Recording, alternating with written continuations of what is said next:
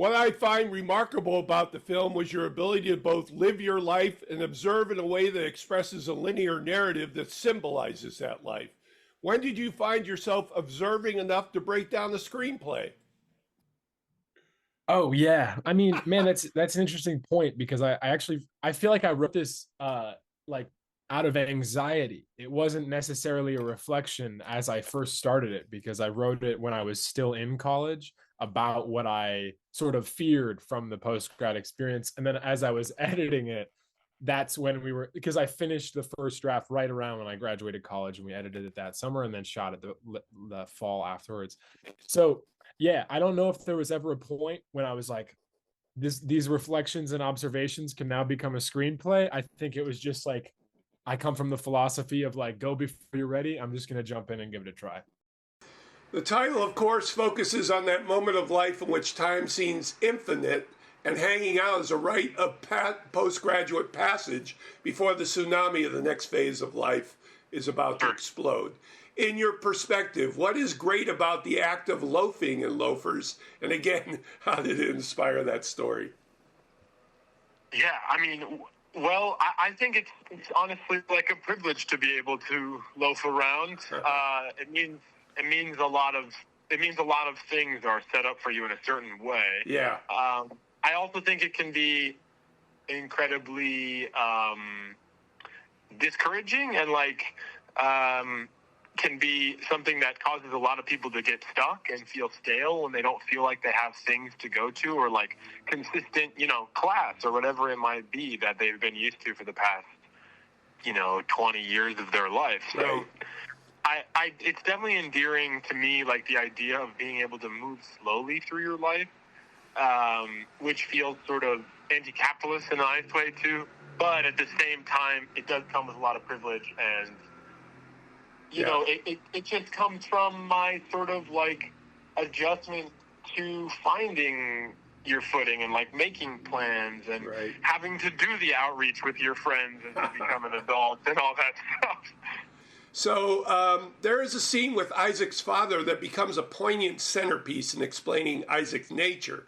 Since divorces and step-parents are a common element in your generation, how do you think it affects the relationship of your peers, both in coupling and their connection to their own parents?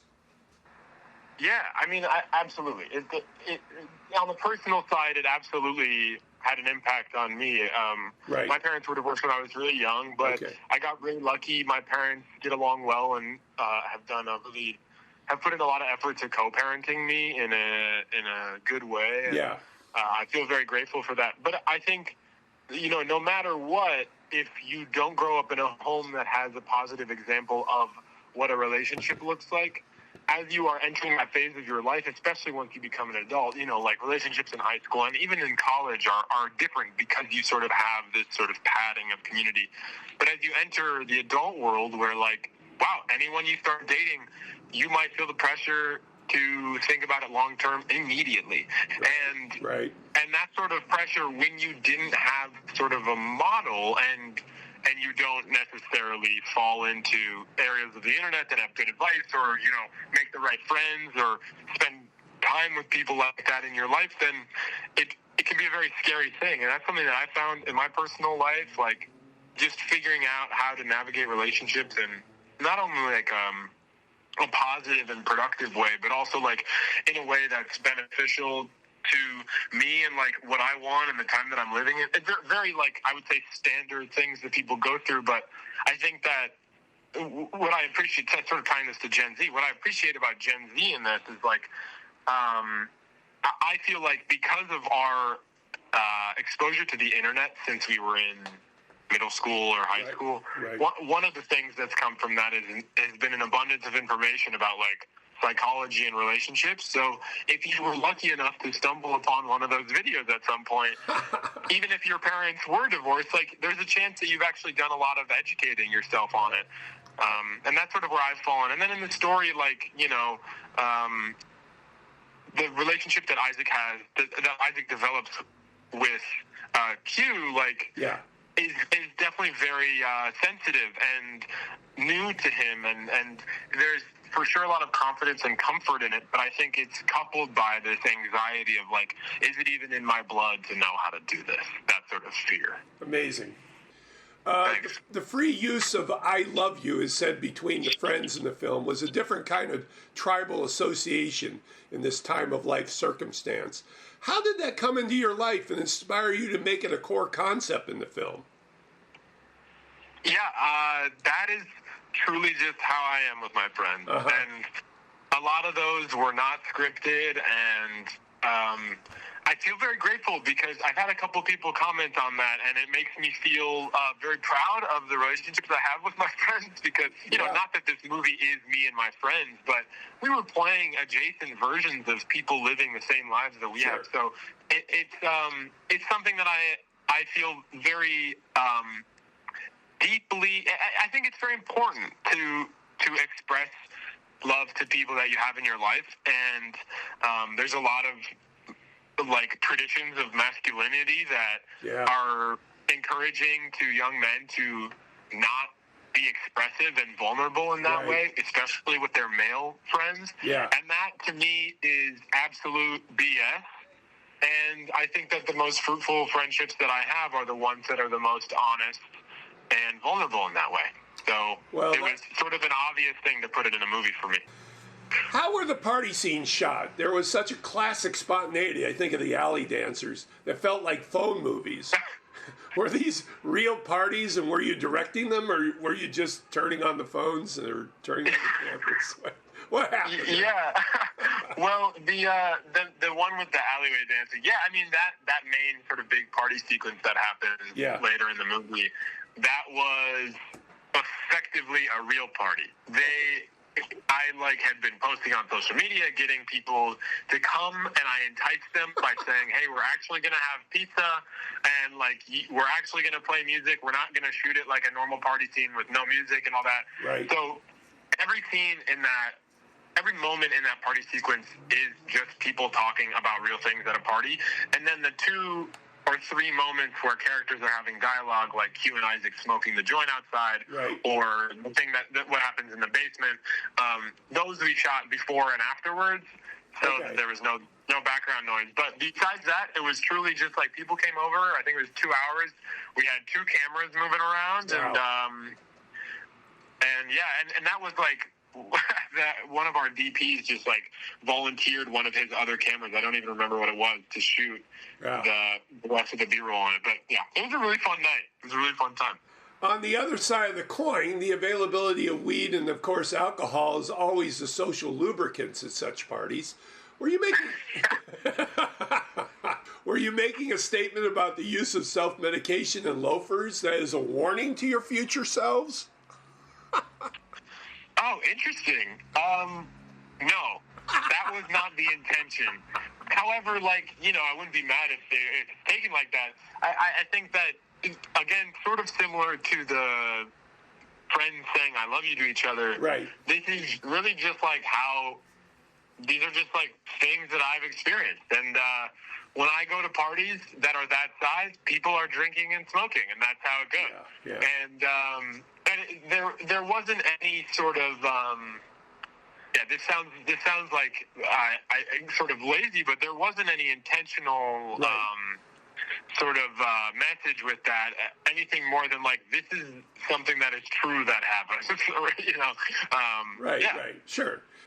There are things that happen in this movie that are normal that cause harm, obviously I'm aware of that element of it, but I mean, what I didn't want to shy away from was just showing things that actually happen. That was sort of the intention with it, and how, things can switch quickly and you can still love people and just the idea of forgiveness and growing older and what it takes to sort of repair relationships and stuff.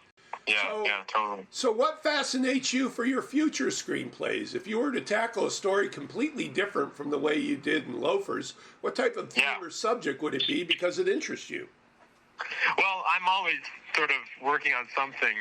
The next thing that I'm directing, actually, I didn't write, so I won't talk about that. But but something that I guess this is sort of coupled with that. But I'm really interested in tackling the queer experience in America. Okay. as a member of that community, it's really fascinating to me. And I think as a Gen Z member of that, we have sort of brought into the populace the notion that, like, you don't have to be just one box of queer. Right. And I'm very interested in, like, someone who isn't, someone learning about that and, like, what it means to understand this sort of depth of the queer experience in a multitude of ways. And that's something that I'm looking into writing about, but that's just one thing, and I'm sure my mind will change a million times before I finish another as it goes, Yeah, and another thing that I'm always interested in is, like, sort of the political state of the world. Yes. And I think art is, whether or not you like it and whether or not it's what you intended, people are always receiving a statement from an art piece that you make. So like, I'm learning a lot more about it and I'm endlessly fascinated by it. So I'm sure I'll make something political at some point. So this is my final question. Yeah. What is the first thing you think about when you think about your love for cinematic storytelling? Oh man, my love for cinematic storytelling. I actually just, not that I always think about this, but I think about. This movie came up the other day after I saw Power Ballad because it's a John Carney movie. But when I was in middle school, I sort of got into, like, paying attention to movies in, like, later high school. Mm-hmm. But before that, there were a handful of staples for me, and I have sort of photo memories in that way, meaning, like, they're not full memories, but it's just like as if I took a photo in my mind of the first time that I watched Whiplash and Sing Street in my basement with one of my good friends from school back then, and it was a beautiful gateway into movies in that way because we were musical theater kids, and I think that it really educated us on movies just have a way of teaching people about things that they didn't expect to learn about. And I think watching a movie about Sing Street, like an Irish band or like an obsessed drummer, like those sort of things were really, really engaging to my theater kid self in middle school. And I think that cinema has a very powerful way of changing people's minds, whether they're young, old, knowledgeable, or not on the subject. This is Patrick McDonald for HollywoodChicago.com. Copyright 2026.